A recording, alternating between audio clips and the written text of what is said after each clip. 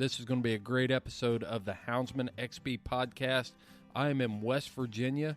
We are bear hunting, and we've got 3 great houndsmen in this episode, and the 4 of us sit down together and talk about bear dogs and pedigrees and organizations, so hound organizations. Carl Schoettel is the president of the highly recognizable Wisconsin Bear Hunters Association. What a great organization that is. They put on a great convention every year. They're very effective in keeping up the fight for houndsmen's rights in Wisconsin, and they are actually an organization that you need to look at and try to find out how they're being so effective in their state. Carl's going to lay a lot of that out for you in this episode. And then Evan Workman and Johnny Hager of Team Redwood are going to be talking about competition hunting with some plott dogs, but this is basically and mostly a bear hunting episode for the podcast, and you're really going to enjoy that. All right, let's get to it. We're going to have a good discussion here. Time to dump the box. How come everybody stopped talking? You guys haven't shut up for 2 hours. Are we supposed to? We're just waiting for our marching orders. Yeah, you got them. You got them. Continue to talk, huh? Yeah. Okay. Carl, take a look at those papers. Tell me about the dogs in that set of papers there. Well, how this all started was I hunted with a fellow named Gary Martin in North Carolina. He called me out of the blue, heard about my dogs. I had no idea how he knew about them. Went out there to hunt because I wanted to hunt on the coast of North Carolina. Heard a lot of good things, a lot of fun, a lot of action, which it was. A lot of dogs. And he told me about this big fella named Evan. And I saw his dog working down there. And they went across the pick bean field, and none of the dogs we had could do what that dog did. He says, you got to talk to this guy down here over in West Virginia. Evan Workman, he's got the dogs. And he said, really? I said, that's a nice dog. And he kept going on and on. So one day I just picked up the phone. I called Steve Fielder first.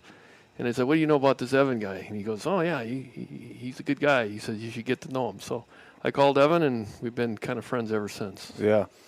Invited me down here to hunt. And like we said, maybe it's 8-9 years, right? Yeah. Yeah. What can you tell me about some of the individual dogs in that set of papers right there? Well, we had a mutual friend named Chad Barth, and Chad is from Wisconsin. He had this dog named Solid Rock, and it was, I heard, one of the better cold-nosed dogs in that part of the state where I hunted at the time. And I never knew the guy, but I always passed his house on the way home from where I hunted. I hunted north of him. So I stopped in, and we got to talking.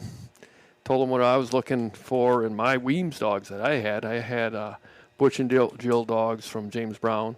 And I said, I need a little bit of nose, pretty warm nose dogs I had. And he said, well, the Solid Rock dogs that come out of Steve Fielder stuff, he says they have great nose. He says, I'm out doing all the Walker guys up here, and we hunt sand country, and it gets pretty hot in the summer, and it's really hard to start a track. It's hot, it's sandy, and he said he can always start a track. So we got a pretty good friendship going, and we decided to make a cross.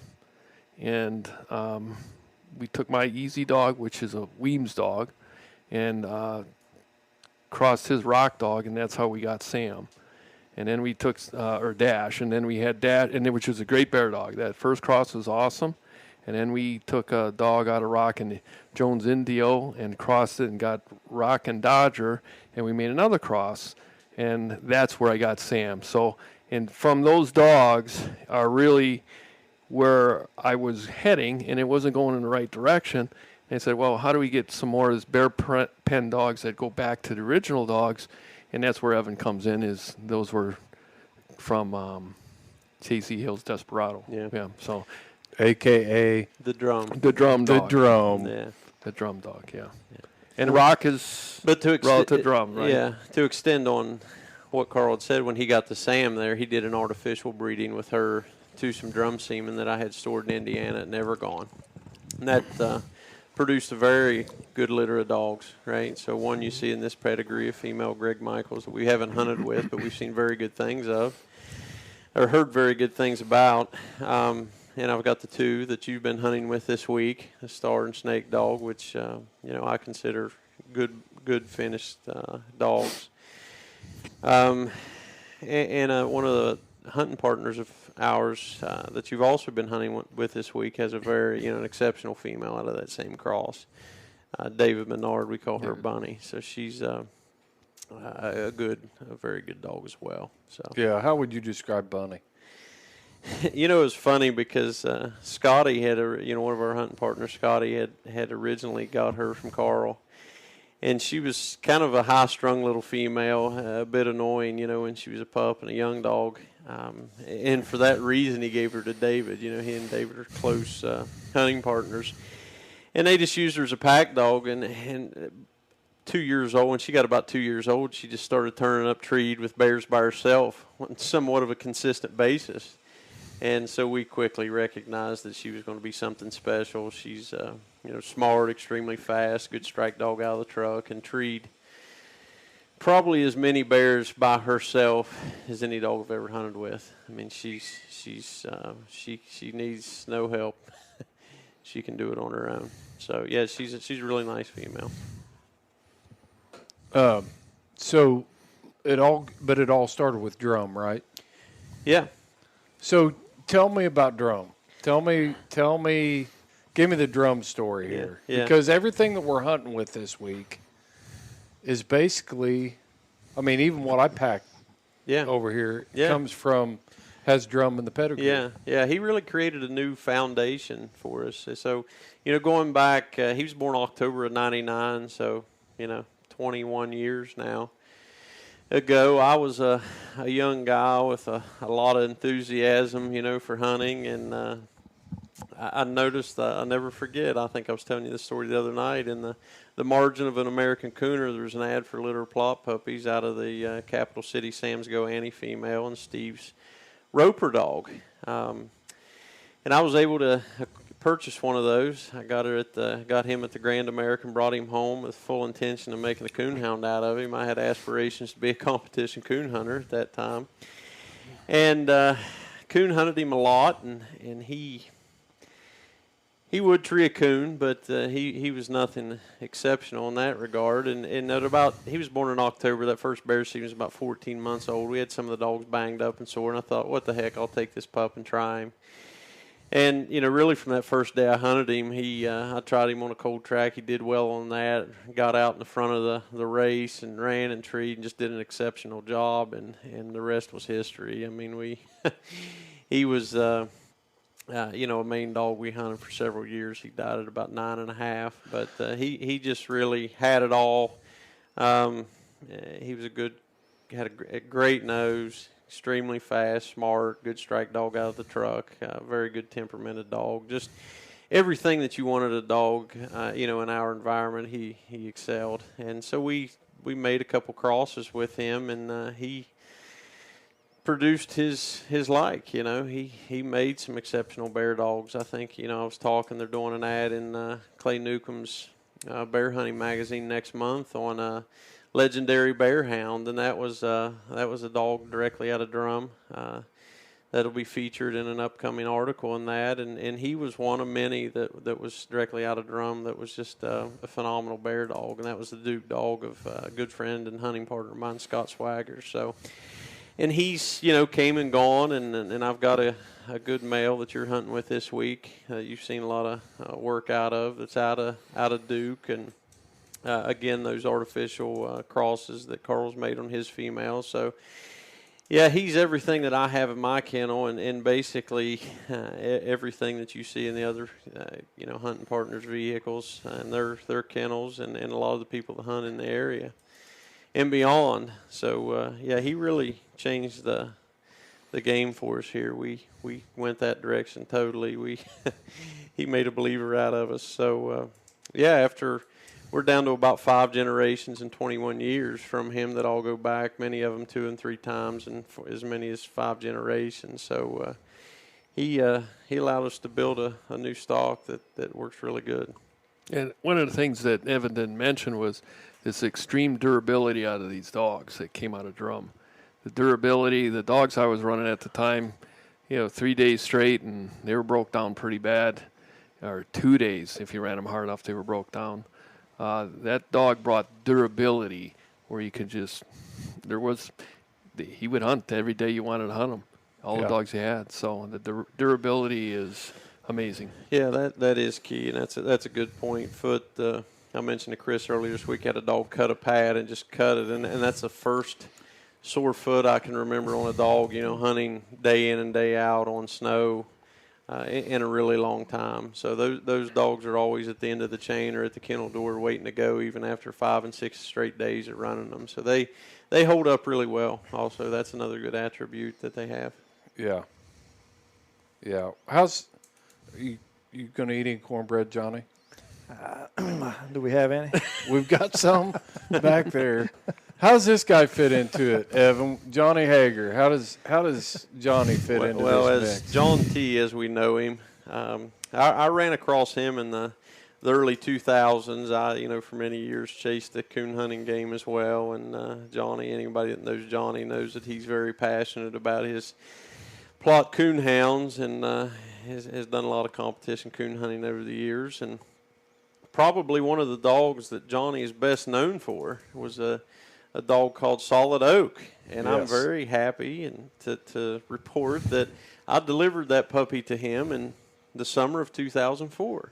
Which Solid Oak came out of what cross? Solid Oak was out of a Grand Night champion female that I owned called Redwood Josie, and a friend of ours, Jeff Coons, is Redwood Okie dog, and right. that cross we made legendary. Yeah, it is. It is. I guess you would consider it legendary. We made is it still the number one historical? It is. It is. Now they don't. UKC doesn't recognize crosses, but they recognize dams and sires, right. and both Okie and Josie were the number one historical reproducers, and largely because of one another. Yeah. Right. Well, I guess Josie was totally. Okie had things outside of Josie, but for sure most of his production. Record came from her, so they were two exceptional coon dogs, totally unrelated to the dogs we were talking about early. Absolutely. But we just managed these lines independent of one another for two different purposes. And so I gave Johnny, that was the second cross, and I took Johnny a pup. I think he skinned me on that deal a little bit. He traded me. You never know it. Yeah, he traded me a female that wasn't much account, but he did take that dog on and made me proud. So. And I think he even, he made a lot of noise. Johnny might touch on that a bit, but he even hit the reproducers list, I believe, sometime later. Right? Yeah. Yeah, Oak's currently number 4 historical. He was the current number 1 reproducer for probably 2 or 3 years. Number 1 performance sire. Produced 166 pups off of him. And currently that's what I'm hunting now, dogs off of him. Yeah. Out of Okie and Josie. I think that cross Okie and Josie was 4 times, and I seen exceptional dogs that ever cross. That's unusual. And, there's a lot of banner around and pickle barrel talk about how many times you can make a cross and it'll be effective. But the Okie Josie cross seemed to work several times. Yeah, it did, and there's a lot of alignment. In terms of a lot of people are.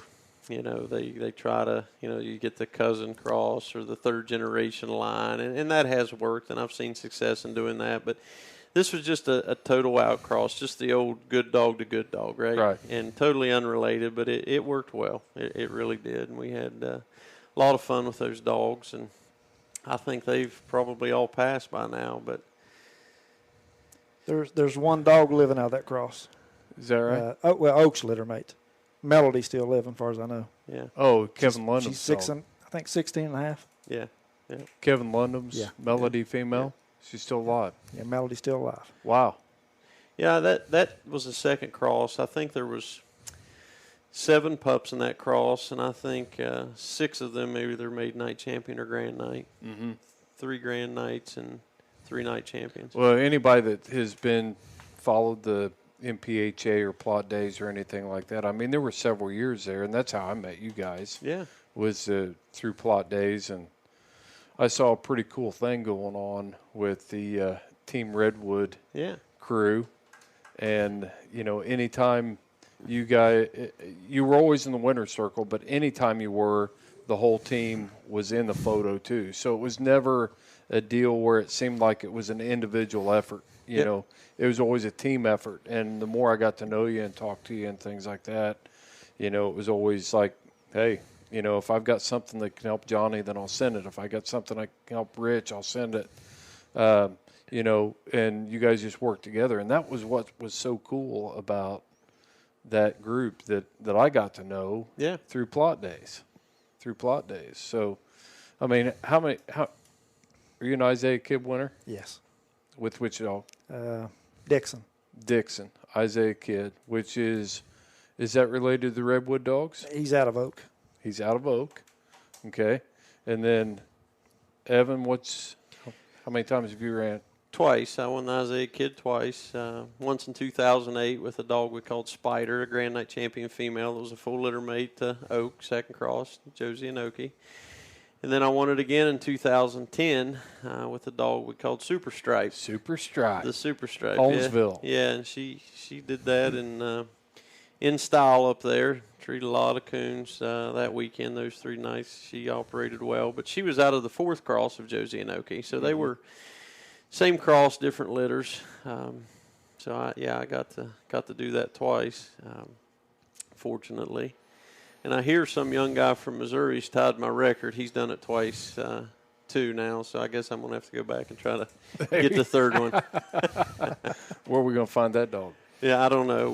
We'll come dig up one with out something. somewhere. Yeah, I saw some video today of some pups. Johnny's got some. Yeah, he's got some stuff hidden down there that he's getting ready to break out. Well, to your point, when you get a group of guys working in the same direction, you can always find a way, right? Yes. So we get our mindset to something, we'll come up with something to take. Yeah, I'm just glad you guys adopted me because it took me a while to get a redwood dog. Came from Rich Emery. Yeah. And this little Skinner female, and she was a nice coon hound.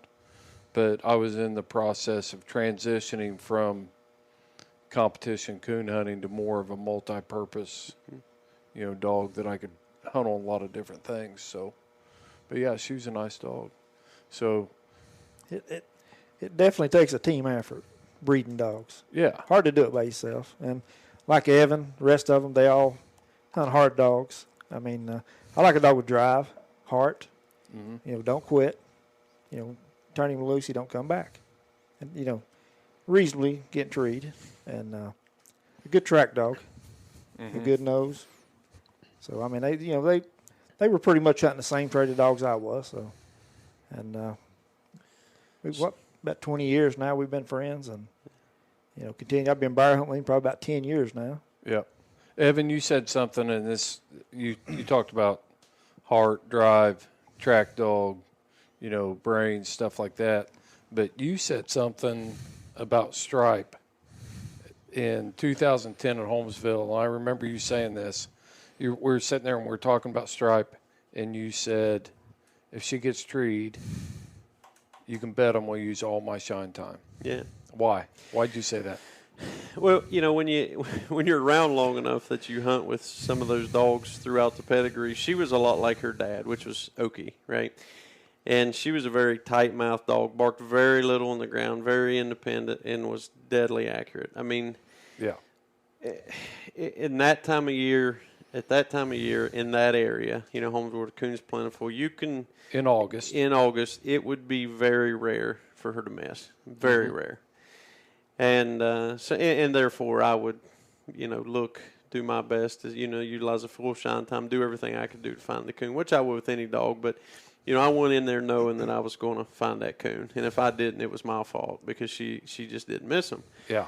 She was a medium to hotter-nosed dog than a lot of those dogs that I've hunted. But the good part of that, on a frosty November night, she didn't tree a truckload of coons. But you get in that type of country in that time of year, she would tree those coons fast, in a hurry, and always have them. And she was just very, very tough to deal with. You're surprised I remember you saying that? I am. I'm impressed. Yeah, I'm impressed. Don't be impressed. Yeah. It did make it made an impression on me. Yeah. It made an impression on me. And, I had litter mates and hunted with lots of dogs from that cross, and they were not all that way. And as a matter of fact, a lot of them were not. We're a different style of dog, but she was very much like the Okie dog. Right.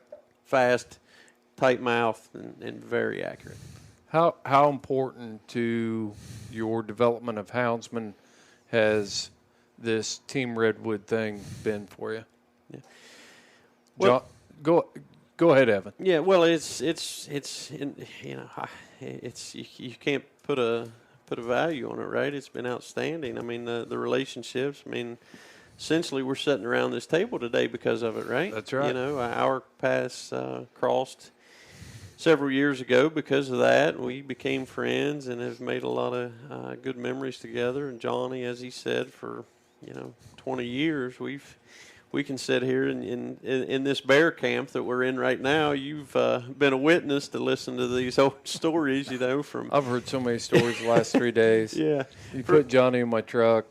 From all over the country, That's right. From all over the country, our travels. And you get, I think I mentioned, you get out, and when you're young, you think it's how many bears I can tree or how many trophies I can haul home. But as you get older, you start to look back, and those memories that you have, you start to put more value on that than the other things, right? So, I'm very appreciative of all the relationships that I have because of that deal. Johnny's kind of the last holdout here on the competition coon hunting scene. Yeah. Aren't you, Johnny? Yeah. Still hanging on. You love it. Oh, I do. You love I like the competition side of it, competitive. But would you coon hunt if you couldn't compete? Yeah. Yeah. Yeah, I knew you would. I knew you'd say that. Yeah, I'd probably still be coon hunting. And a lot of these wins, like Evan won National Grand Night, I was there with him. Jeff won National Grand Night, I was there. Then Evan won again with Dixie, Wesley's dog. I didn't even touch on that part of it. Yeah. And then you've won with what? I won National Grand Night with Oak, Ryder, and Dixon. Yeah. Yep. Then plus Kyle won with Rock. Mm-hmm. A redwood dog. Been several redwoods in the last 20 years. Absolutely. I can't think of a more dominating family of dogs and team of hunters that have accomplished more with the plott breed than Team Redwood. Yeah.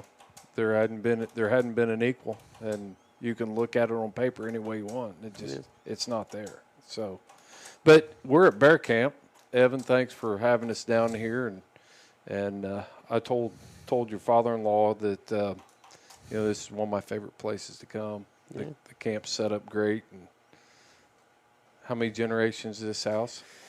This is my son would be the 7th generation here in this house that we consider Bear Camp, and the rest of the family over the years just continue to build around it. So it's a nice community, a close-knit community of family. But this particular house has sat vacant since 1983 for about 37 years, and it's well maintained, but it's dated. Everything in it's like awesome. You walk in, it's like going back to my great grandmother's house. It's like going back in time, and it's really nice, and it serves the purpose well. It's a great hunting camp, and anyone that wants to come, they hunt whatever we may be after that time of year. It provides a great place for everybody to come and sit outside around the fire or inside, and so it works well. It's good. So how did Carl get in this mix? Because Carl, you're from Wisconsin. Carl Schoettel. Are you still the president of the Wisconsin Bear Hunters? Yes. Okay. How did you get mixed up in this mess? Hunting out in coast of North Carolina with my friend Jim. Jim usually is here with me when we come down. He's come many years too, but couldn't make it this year. But we had a mutual friend that we bumped into. Not bumped into. I went out there to hunt because I want to hunt on the coast, see what it was all about. And I always heard about the big rough bear and everything, and a lot of action, which it was. It's about killing bears. Yeah. Not as much about dogs as it is about killing bear, when I was there.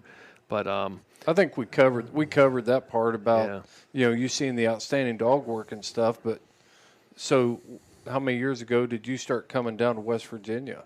Like we said, I think 8 or 9 years ago. 8 or 9 years ago. Yeah, and like I said, a mutual friend said I have to get a hold of the guy that had this dog that we hunted with down there, which was Evan Workman, and we talked to Steve, and we just picked up the phone call and said, let's hunt together. So, Carl, let's talk a little bit about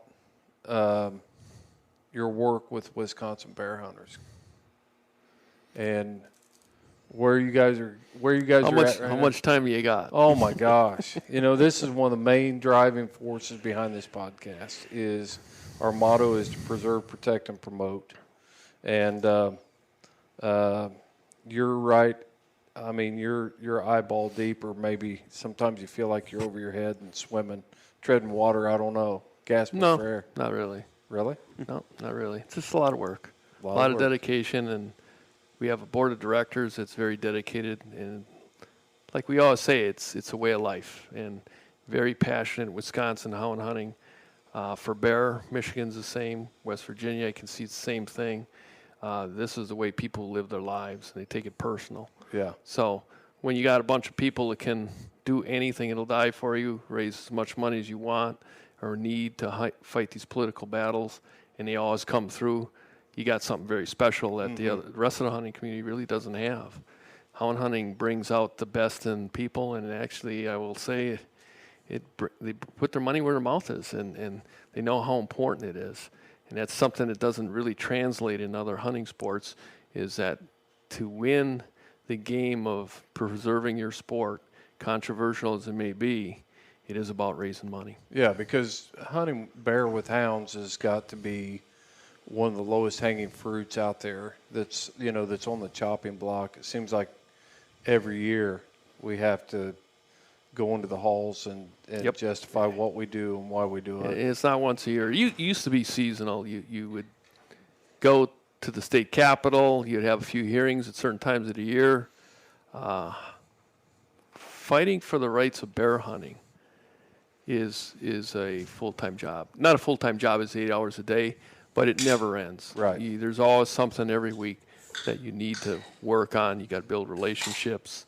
You got to teach people how important it is to stay in the fight, because it's really easy to say someone else can do it.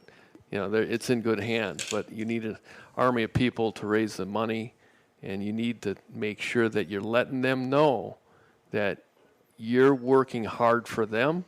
That's what keeps them motivated. Wish you could get more people involved. That's one of the hardest things in preserving that. How do you do that? How do you get more people involved? The convention. And we put on a convention that I think is the best convention for any sportsman group, not only in the state of Wisconsin, it's probably one of the best in the nation. It's very organic, it's very grassroots, it's very family-oriented, at least until evening shows up, and then there's the dance, of course. It is Wisconsin, but it's you can just see people showing up with 3 generations of their family at our event, their grandchildren, their daughters, I should say 4 generations. It's amazing that how generationally that people are involved in this sport, and it's important to them to maintain that tradition. yeah. And again, hound hunting started out here. It didn't start in Wisconsin. The first hound hunt for bear in the state of Wisconsin was in the 60s. You guys have probably been bear hunting in this state 100 years before that, where we first even had a season. And not that we weren't doing it earlier, but it became more formalized. And when it became formalized, it slowly started getting organized. And one thing with us in Michigan that we realized is that we have something real special. You got to get ahead of the game, and then you got to maintain the pressure on your membership, making sure they know that this is important. You got to fight for it. You can't sleep. You can't sit on your hands. You got to collaborate with states that think like you, and you learn from them. And you just got to keep putting the pressure on your state legislators, your membership, and your board members that you got to still work to keep this sport. So how important is it to talk to me about the relationships that an effective organization has to build with not only their membership, but also their fish and wildlife regulatory agencies, state representatives, things like that? First comes your members. and your board of directors, making sure that you support your board of directors wherever you can, because without them, you can't do it by yourself. Wisconsin Bear Hunters has a foundation. They have different events that they run. We have big bear contest. We have landowner relationships. We have the legislative. We got we cat hunt a lot in our state, coyote hunt. So they're part of our family too. It's not all about bear hunting, and we have tons of committees in different areas in the state of Wisconsin to be able to hunt. And they're all work. They all help. They help raise money. They run raffles. They sell or build things that can be donated for raising money. We have two ways of raising money. There's money to the general fund of Wisconsin Bear Hunters, and then there's the Save Our Sport, which is the political spending for the organization. And the political spending of the organization is more where my interest is, because that's the legislature. Right. If you don't have legislators in the legislature understanding how important it is to you and how you can support them in their elections, you wouldn't have this. You wouldn't have bear hunt in the state of Wisconsin. It's that important. Right. And a lot of times you get a lot of these organizations that are working, and the leadership doesn't hunt or hasn't hunted for a lot of years, but you're an active. How many states have you bear hunted in, do you think? Wisconsin, West Virginia, and North Carolina. I've hog hunted in Alabama. Mm-hmm. And I've been in other states to meet other bear hunters at their homes. But those are the only states that I have actually bought a hunting license in. Yeah. Yeah. You never hunted Michigan or? No. Really? Well, the thing is, you got your own area, your own time. Sure. You got your family. You've raised your kids doing this. You get spread thin, and that's always been a struggle. Mm-hmm. I got a wife. I want to make sure she's happy too. You got to keep happy hunter, happy home. Right. It really is. I mean, if you're going to do it for a long time. Yeah. And it's very important. Yeah. My point was, you're actively involved. You're out here still turning hounds loose and hunting, and that's your first, that's your first passion. And then you've dedicated your. Yeah, I've been doing it for 22 years on the board of directors at the Wisconsin Bear Hunters. Wow. And I realized right then and there was a lot of talk of, this sport isn't going to last 2 or 3 years. It's controversial. And it kind of pissed me off. I said, I'm not going to accept that. Never accept defeat anyways. And it's just like, you're giving up. And you need leadership that doesn't give up and understand that this is a tip or spear of all hunting. When weed fall, trapping falls, the next thing is deer hunting. The next thing is some of these other sports. I don't understand why other sporting groups can't understand that. It's like, what are we willing to give them? Oh, well, it's bear hunting. It's, those hound guys. But once you give that up, then you've taken that off the table. And now it's deer hunting, or now it's turkey hunting, or now it's, squirrel hunting, or whatever. Well, I can answer it for you. Yeah. Our sport has always been threatened since I've been a board member. Always. Controversial. Trying to get rid of it. We had a moratorium in, I think, 84 where we lost our season. These other sports have never lost deer hunting for a year because of some type of lawsuit or claims that your game management team doesn't know what they're doing. There's no immediate threat. When you're immediately threatened to lose what your passion is, you get involved. It's automatic. You're like, I really like doing this. I'm not going to give up on it. Other sports don't have to worry about that.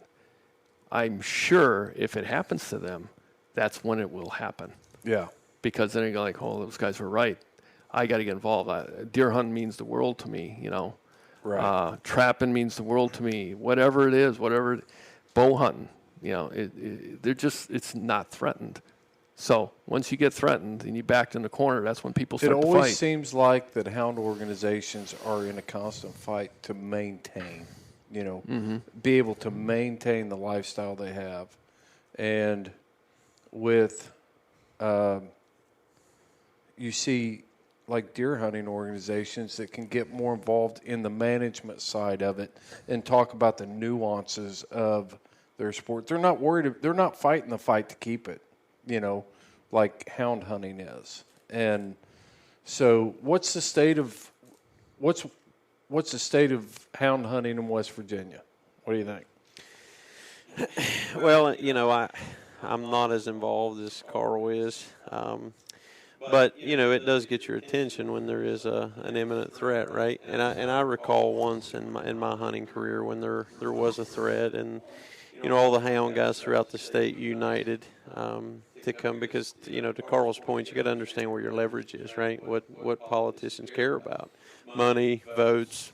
That's pretty much it, right? So we don't have the professional lobbyists like Wisconsin does, but when when you show up in mass numbers, and I recall them organizing a West Virginia Sporting Dog Association, where all your beaglers, your coon hunters, your bear hunters, fox hunters, everybody, just in order to get the maximum amount of participation and show the legislators that this is a concern, a widespread concern. That helped deter that, but I haven't been aware, only one time in 20 years that I recall that being an issue. Let's circle back around. Because you said something about that the Wisconsin Bear Hunters does, and I'll tie this back into what I've seen here in West Virginia. But you said something about landowner relations. That's one of the things that Wisconsin looks at. Right. So, what is that? What kind of? Well, what we do in Wisconsin is landowners that allow us to, you build a relationship by asking them to have access to their land. Your dogs, sometimes it's when it happens, you don't plan on being there, and you remember them. You take their name and address down, and we have a drawing. We raise a lot of money, and in those drawings, they can get a cash check back for us being able to hunt on their land, and they remember that. And you send them a nice little postcard to say, you know what, thank you for letting us hunt here. This is from the organization. We really appreciate people that have that type of consideration. And I hate to say this, they're not doing it because we're good looking. It's money talks. Yeah. So you don't have to tell us. Maybe someday we'll have to change it from 50 to 75 to 100. And when that time comes, we will do so, because that's the opening of the door, the cash is. Yeah. And they remember. And then once you do that, you stop in because they're in your hunting area, and you say, how's it going? I remember me. And most of the times they don't remember you because they run into people all the time. Right. I'm the bear hunter, because you don't have your dogs with you. And you start talking to them. Oh, yeah. Thanks for the check. By the way, do you want to have a cup of coffee? So then, you build those relationships one at a time. And then when you're getting bad mouth as the big, bad, mean hound hunters that are out on running all over people's land that they don't have access to. That guy will go to and vouch for you and say, right. That's not the people I know. Yeah. And it's really important. And when you got as many members as we have, and thousands, and when they're all doing the same thing, that's a big army of landowners that will put the brakes on that type of negative commentary towards houndmen and how they use the landscape. Right. Because they know firsthand what it's about, and we educate them. You take the time to talk to them. It's a lot about breaking the characterization, yes. Right? Yes. Of hound hunter. You want to break that, and I always encourage fellow hound people to be respectful, drive slow. All the things that landowners want you to do. Close your door. But close your door.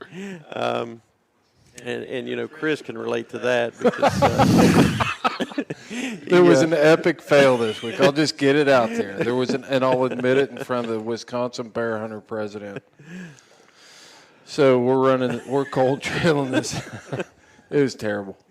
It was terrible. I mean, it really was. And as soon as it happened, I was like, man, that was stupid. So we cold trail this bear out of an area. It comes across a mountain. It's getting down on a road. Evan calls me on the radio and says, hey, you need to get over here. We're catching dogs, blah, blah, blah. And so I go out there, and I'm on the road, and Evan's got a dog running down. Is that a U.S. highway? Yeah. A U.S. highway. So I'm trying to block traffic and people are honking at me and we get that dog caught and then somebody's catching one of my dogs up there and we're getting that dog caught and then I've got a dog running down the road and I'm trying to get that dog caught. And some lady pulls up and she says, "Hey, I need to talk to you about something." And I just, in the heat of the moment, I just looked at her and I said, "What?" Because I was caught up in all of that. And it just went downhill from there. I walked away at first and I came back and I apologized. I said, "Look," I said, "I'm sorry. That's not the way I intended to come off." And then she went down the road and she gave Evan a whole earful too. So I did not do a good job of representing bear hunters in the state of West Virginia. But I assured her that I would reprimand Chris on his bad behavior, right? Oh, it was brutal. That I would correct that. Yes. And that we were very sorry for any inconvenience. What are you laughing about, Johnny? You were standing right there. So I just tried to stay out of it. Yeah, thanks. And she just happened to be the landowner as well. Yeah. It wasn't good. So even when you do all these things and you talk about all these things, we talk about this stuff every week. And still, in that heat of the moment, man, I dropped the ball. I did. So, One thing I know in our state, and I see it here, kids are involved, and it breaks the ice. You talk to landowners with like my daughter Jessica, she's been bear hunting since I carried her in a backpack at 1.5 years old. And when she's with you, that whole perception is just totally changed of what houndmen are. Kids are key. Your wife, your girlfriend, women, daughters, they're super key to hound hunting. I can't say enough about the girls and the ladies in the state of Wisconsin, hardcore bear hunters. I think they do more for opening up doors of closed minds to bear hunting than the men do, because different personalities, different whole tact of how to talk to people when people are angry or got a little hot under the collar because they're not understanding what's going on. Evan called on his feminine side. He calmed that down. And that's key though. You can't yell. If you just say, "Hey, I'm sorry, man," and you start talking to them, next thing you know, you're not that troll that lives under the bridge with sharp teeth and one eye.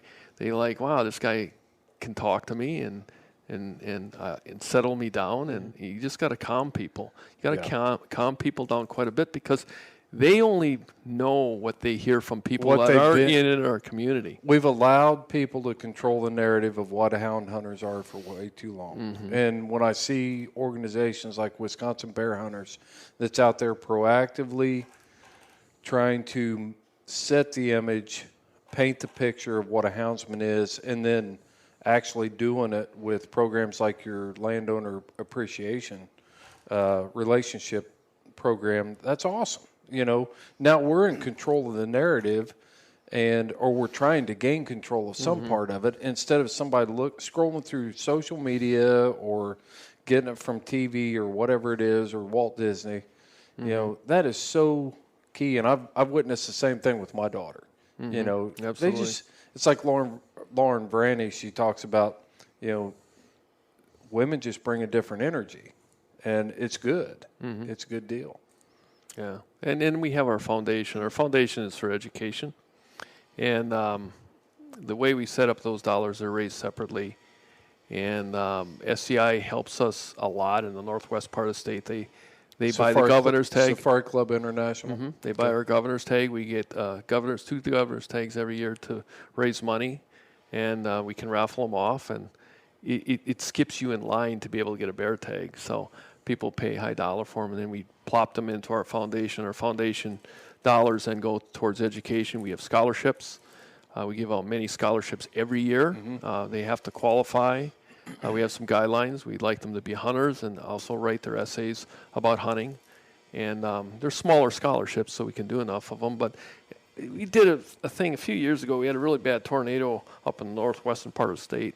And there were people that were in our bear hunting community. If they weren't relatives, they were hound hunters, and it wiped out the town. And we said, we got to do something because there are people. We gave them a $10,000 donation. We were the top donation that was given by a private entity to that community, and it was hound hunters. That makes an impact. Oh, yeah. It was all over the news. Not that we were looking for press for this.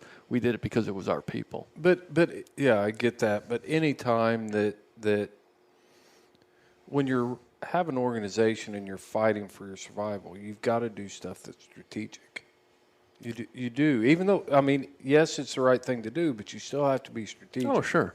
Because if it's supporting veterans or it's supporting youth events or whatever, that plays better than we want to kill bears. Mm-hmm. You know, we want to run our dogs. Two birds, one stone, right? Yeah. Right. So you're and it's not even conscious. You're providing for a good cause, and you're also helping, you know, your image as well at the same time. Yep. Sure. It doesn't. It's not something that you sit back and you sit in a board meeting and say, "Hey, we need to send $10,000 because it's going to play well in the media." You do it because it's the right thing to do, and then when you're talking to a legislator, they're like, "Didn't you guys donate $10,000 to this community in my district?" Yeah, we did. Mm-hmm. Good deal. Now you got a friend. Yeah, but you can't do that if you can't raise the money. That's what I want to get to. And we're looking at unprecedented times for events. You know, even in bear camp, I've watched some of the dynamics, you know, and it's kind of like Carl shows up and everybody's standing back because he came from some other world and, you know, with the COVID stuff. But you guys weren't able to have your banquet or your convention this past year, which I was extremely disappointed in. And I think I did get my credit back for my flight. Did you? Yeah, I did. Good. Yeah. But I'd already had my flight booked and then it canceled, and that's a whole nother story. But anyway, so where are you guys headed? And what's that look like for your organization? Because the SHOT Show's already been canceled this year. There's been other major events that are being canceled as we speak. Well, as far as the membership goes, they have to be told it's canceled because the hotel's already sold out. As soon as we put the dates out, we put them out. We had a reservation. They're there. They're on hold. It's up to our governor if he's going to allow it to happen. Mm-hmm. It's looking better in Wisconsin, but, you know, all you need is another spike, and we'll be dead in the water yet again for 2 years in a row. And it'll also affect probably Michigan. Last year they didn't have that problem. They beat it by having their convention earlier when this all hit. So it's really made it challenging to raise money, but it didn't stop us from still doing it. So we figured out different ways of doing the same thing. Is it as successful as having a convention where everybody can come and have a good time? No, but it's still keeping the membership active and knowing it's important and making pleads to the membership to letting them know that the fight still needs to go on. COVID doesn't stop the fight because our enemies are even more in power. And I'll say this, one thing you got to look at is the amount of money that's being poured in under anti-hunting initiatives during COVID is going to accelerate if it already hasn't, because they can see that we're the ones that are hampered, not them. Mm-hmm. So they're kind of licking their chops. So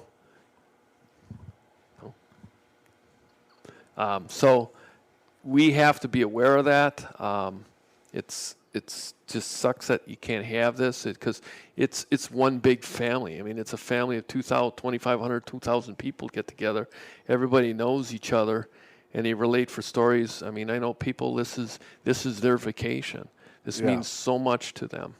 And the vendors, the SOS auction, there's no auction like it. Right. You got 1,500 chairs in a hall, auction off handmade things and dogs, puppies, and it raises a tremendous amount of money for the political fights. Okay, so you said that you found other ways. Share some of the secrets, because there are 49 other states, or that are. There's out there. No secrets. But tell us what the Wisconsin Bear Hunters is doing to raise money. We still made a plea for our SOS for political donations, which was very successful this year. It wasn't as much as if you had the auction. We still sold. The membership dropped off a lot because a lot of people re-up at the convention. That's when they buy their memberships.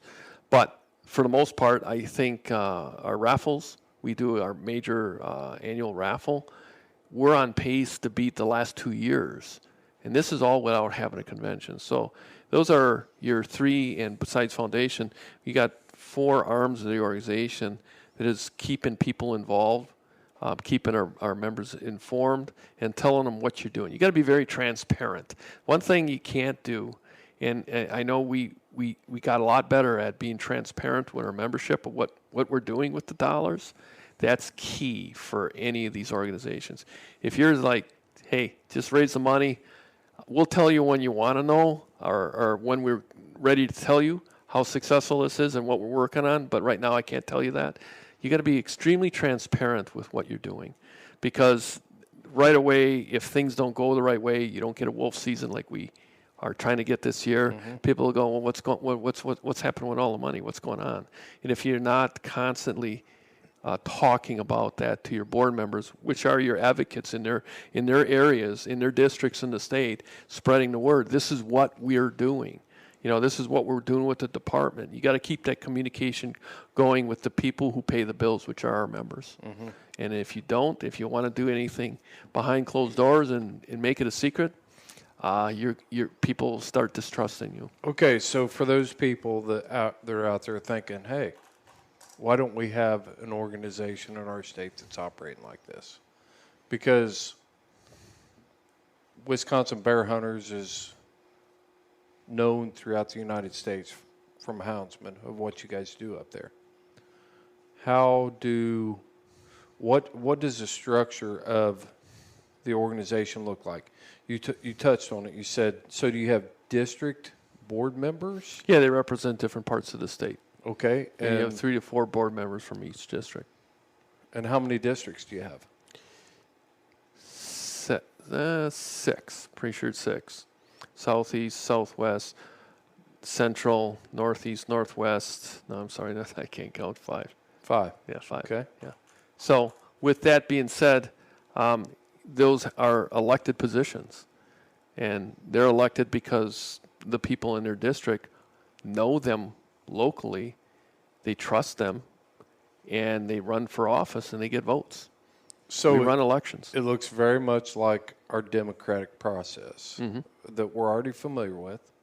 And so you're not recreating the wheel. You've just put something that is familiar to people and built an organization like that. Right. And I want to say I'm only one of, I forget how many presidents since 1960. This started as more of a mom and pop operation. And my predecessors handed over an association that was primed to be where it is today. Without the people before me, I couldn't have done what I've done. All the past presidents and the leadership of the organization slowly building this thing up and never being satisfied with it being at a certain size has always been the Wisconsin Bear Hunters way. We always want to be bigger and better, bigger and better. In fact, right now, there's only one place we can have our convention that's not in Milwaukee, and no bear hunter is going to go to Milwaukee or Madison, if people know where that is, just because it's viewed as enemy territory. And there's only one place left that we can have it. We've outgrown every other place that we've been in the past because of its success. That's great. That's great. What would you have to say to, you're in West Virginia bear hunting? How strong is the West Virginia Bear Hunters Association? Do you know, Evan? I do not. In terms of membership, I couldn't tell you. I'd have to. Any hound organization, Johnny, you know? Just the West Virginia Coon Hunters Association, and at one time I think Evan was an officer of that. Yeah. We attend, our state hunts, and like he said a couple of years ago, I think it's a couple of years ago, the bear hunters got together. They just wanted to pass some laws, and it got knocked out pretty quick. I mean, you got large numbers, like he said, Carl was talking about. You got to have large numbers when you go. I mean, you can't go to the Capitol and protest without, 2 or 3 people. It don't work. But I think Wisconsin's, the benchmark in terms of, organization, for a bear hunting association, for sure. Yeah, you look at other hunting organizations, they don't have a statewide structure that represents the whole state because bear hunters come from all corners of the state, even where there's no bear. And you need that representation because you got people where there's probably no bear in West Virginia that still go bear hunt with hounds, And that's one of the keys that we've done is taken the whole state and gotten them involved in bear hunting. Not that there's that many that come from the southeast where I'm from. There's very few. But we still represent that because there's people down there that go up north and they bear hunt and run dogs or they run coyotes or cats. So you got to make sure you have a board that's active and representing all areas of the state. Yeah. Yep. What's the future look like for the Wisconsin Bear Hunters Association? What do you think? Well, I'm cocky. It's good. You have good trajectory, right? Yeah, you got to have fire in your belly, and you get people like that. The vice president of the Wisconsin Bear Hunters, Lucas Withrow, he's been a pleasure to work with, and usually your vice president, your heir apparent, it's your duty to hand off an association into good hands of people who want to do the same things that you want to do and have that type of passion. And we have that. We have a lot of great young members that bear hunt means the world to them, and I think they really know that if you don't keep doing the things that we do, it will be gone, and they understand that. Mm-hmm. And they're 25 years younger than I am. That's a good thing because they'll take up the torch and they'll run with it. Have you seen an increase, like the national trends right now, since COVID hit? License sales are up 30 to 40%. Fishing tackle is going crazy. Have you seen an increase in new membership for Houndsmen? I would say we think it's kind of flat, actually, because COVID doesn't have effect on the sport itself all summer. In the height of the COVID, you're getting ready in the spring. Everybody I saw hunting, same people. Right. Not always taking the precautions maybe some would have thought they should, including myself. I mean, you're out in the wilderness. You live your lives. Lives have risks. We take those risks and we live our lives. So, it's just another thing. As far as increasing membership, because it's so centered around our convention, that's been the struggle. Mm-hmm. I think if we would have had our convention, our membership would have probably continued to climb. And it's just a matter of a pause. We look at it as a pause. Our elections are on pause. Everything's on pause. And pent up ability for people to get out and do something for their passion, it's there. Mm-hmm. It's a matter of just having our politicians allow us to do it. Yeah, it just seems like, I spent the whole summer in Montana, or a big portion of the summer in Montana, and just the users, the non-consumptive users that we call them, not hunters, there were people everywhere, in the wild mm-hmm. places, and looking for, you can't go to the places that you normally went, so it's like, let's go for a drive, let's go for a hike, but the national trends have been that people are, it's almost, especially, I saw especially back at the onset of this thing, you couldn't buy garden seed. You couldn't buy canning lids, mm-hmm. Because all of a sudden people are like, what do we do if we can't go to the store? I can't buy toilet paper. What do I do?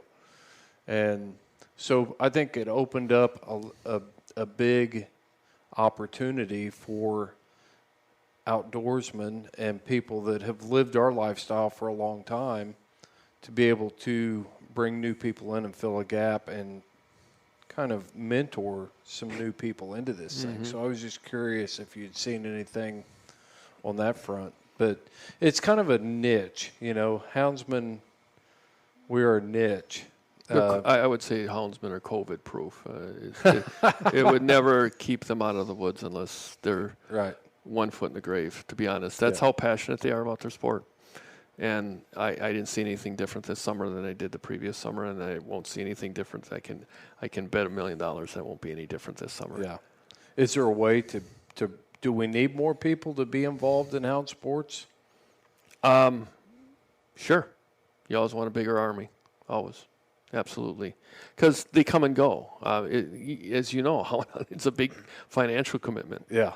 It really is. And they keep it generationally. My daughter, I look at her right now, she's starting to think about dating, and this is the first year she didn't go every time I went.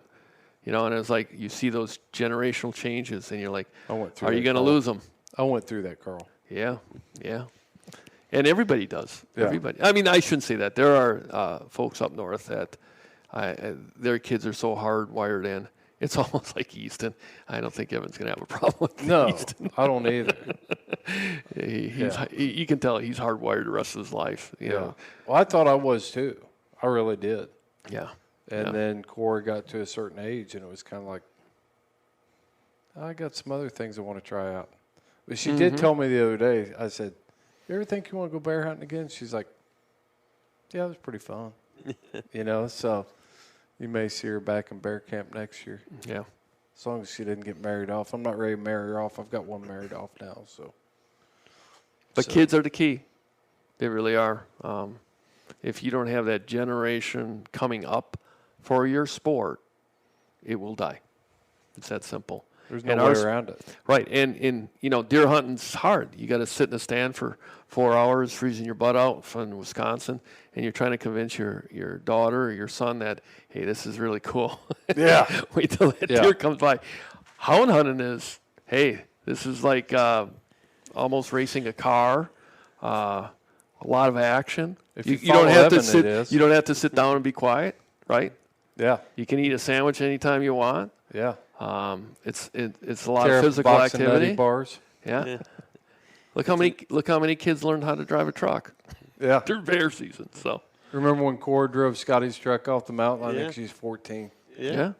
I mean, that means a lot to a 14-year-old. Absolutely. Yeah. It makes it an easy sell. Yeah. A lot of growing up happens in bear camp. For sure. Well, Evan, you got anything you want to add? I do not. I'm good. Johnny, you've been really quiet, which is unusual because my ears have been bleeding for like 3 days. I mean, I've looked at every picture on his phone. I've heard about every coon hunt he's taken. And now I put a headset on you and you don't want to say anything. Well, I just listen to you all pretty much. I mean, it's appreciate the opportunity to come up, hunt with you, riding with you all week, hunting with Evan. It was fun. And I always have fun up here. We've had a blast. It wouldn't be the same if I didn't come up and spend the week with you, Johnny. We cut on each other a little bit, but a lot. It's okay. Yeah, a lot. Yep. How far did you say it's Sugar Land Flats over there where those windmills are? Yep, about 30 miles. Get out of here. That's West Virginia brotherhood right there. That's 3-1. Yeah. Oh, Carl, I appreciate you sitting down and talk to us. I appreciate all of you doing that. I mean, the Houndsman XP podcast is about sharing individual stories and getting people more informed. We want to educate and entertain at the same time, but it's just so good to sit down with other houndsmen and be like, if we can spark that interest in somebody that's sitting out there thinking, I could do that, I can make a difference. So Wisconsin Bear Hunters have a website? Yes, we do. And would you have any problem with somebody that may be listening to the podcast that's thinking, how are they being so successful, giving you a call and you talking to them? No problem. The name's on the website, wbha.usa.com. Go through that again. WBHA.USA or .us.com. Okay. WBHA. Watch, I screw that up too now. I'm not 100% sure. Okay. Google Wisconsin Bear Yeah, Hunters this goes Association. Wisconsin Bear Hunters Association. Yeah. You'll find it. I hear you. Yeah. All I always tell people I got my peeps working on that stuff, and I don't always get down into all the little finer details. So Right. yeah. Well, I do appreciate it. So, hey, I know I'm sitting here with a lot of good houndsmen, and tomorrow we'll go out and turn some bear dogs loose, and never know what's going to happen. So you follow your hounds, and I'll follow mine.